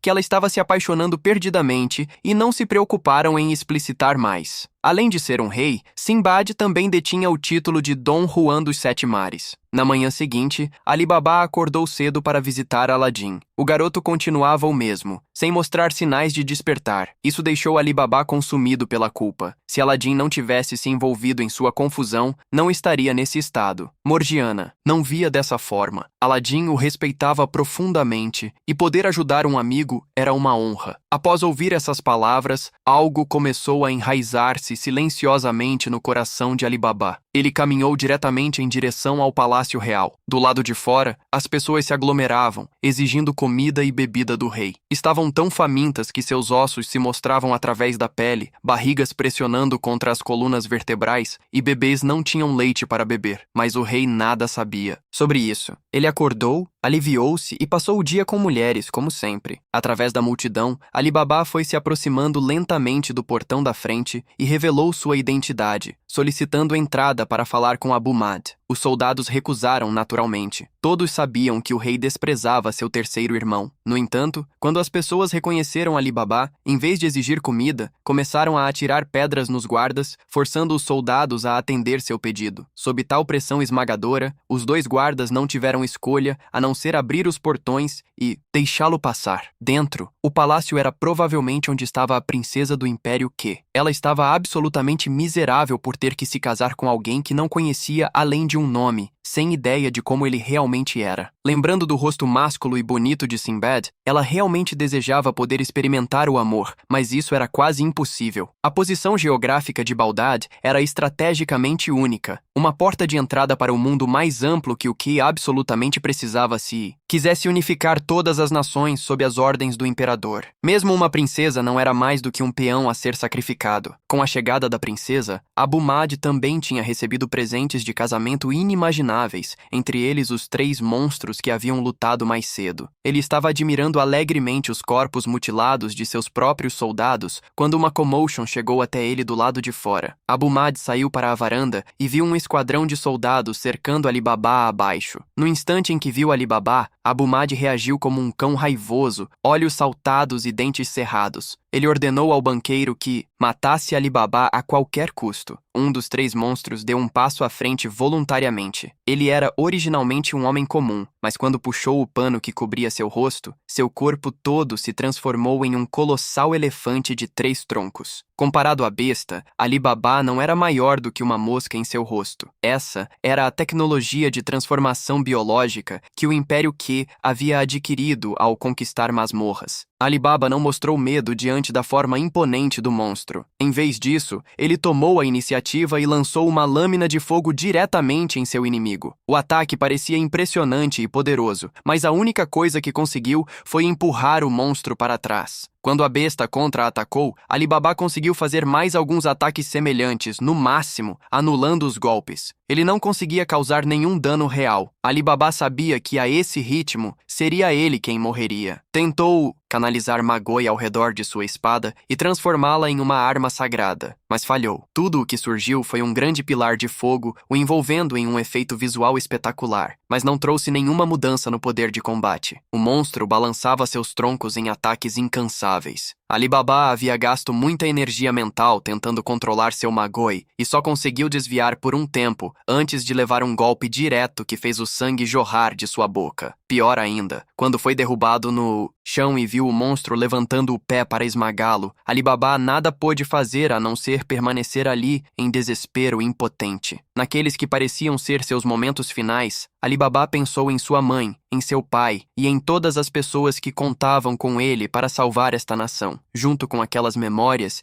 vinham as duras palavras de desapontamento proferidas quando Ali Baba havia demonstrado fraqueza. A última coisa que viu foi Aladdin, o garoto que sempre acreditou que Ali Baba era um verdadeiro herói. Uma pessoa corajosa, naquele exato instante, Ali Baba voltou a si, desviou do golpe e cravou sua lâmina na perna do monstro. A ferida parecia causar dor real. A besta ficou enfurecida e se transformou mais uma vez, desta vez em uma forma ainda maior e mais feroz. Quanto a Ali Baba, em vez de seguir o conselho de Sinbad de concentrar as chamas na espada, decidiu deixá-las explodir com força suficiente para incinerar tudo, e em seguida, investiu e desferiu um único golpe. Para a surpresa de todos, o corpo do monstro, massivo como uma pequena montanha, foi partido ao meio. Em algum momento, a curta adaga de Ali Baba havia se transformado em uma espada negra como breu e afiada como uma lâmina. Quando o elefante caiu, um enxame de macacos desceu para sobrecarregar Ali Baba. Ele podia cortá-los ao meio com um único golpe, mas os macacos não morriam. Em vez disso, cada metade regenerava-se em um novo corpo. Eles só morriam quando Ali Baba usava as chamas de Amon. O método era eficaz, mas consumia uma quantidade considerável de magoi. Se isso se arrastasse, Ali Baba inevitavelmente perderia. Ele estava prestes a atacar o macaco líder em um confronto que decidia a vida ou a morte, quando um par de pés atingiu seu rosto. Era Morgiana. De volta a Kishin, quando Ali Baba saiu sem dizer uma palavra, ele mostrou os mesmos sinais evidentes. Então ela já havia adivinhado o que ele estava tramando. Ali Baba disse a Morgiana para sair de lá. Era muito perigoso. Morgiana não disse nada e simplesmente soltou um rugido que fez os macacos dispersarem em terror. Sua maneira de mostrar a ele que ela estava incrivelmente forte agora. Ela poderia parecer pequena e delicada, mas um chute na garganta e era um caixão, não uma cama de hospital. Antes que Ali Baba pudesse dizer mais alguma coisa, Morgiana o pegou e o atirou para frente como um saco de lixo. Graças a isso, ele conseguiu se aprofundar mais no palácio sem perder mais tempo. Do lado de fora, Morgiana realmente manteve a linha sozinha. Com sua agilidade e o poder incomparável de suas pernas, cada chute caiu como um martelo, esmagando os macacos. Mas a capacidade de replicação deles era forte demais. Não importava quanto tempo ela lutasse, não havia um único que ficasse morto. Ela se lembrou da técnica que Mass Rare usou para alcançar Kassan e tentou fazer o mesmo, embora com menos efeito. Mudou de tática para alcançar o macaco líder. No início, ele achou que Morgiana estava tentando fugir, mas no momento em que encontrou o ângulo certo,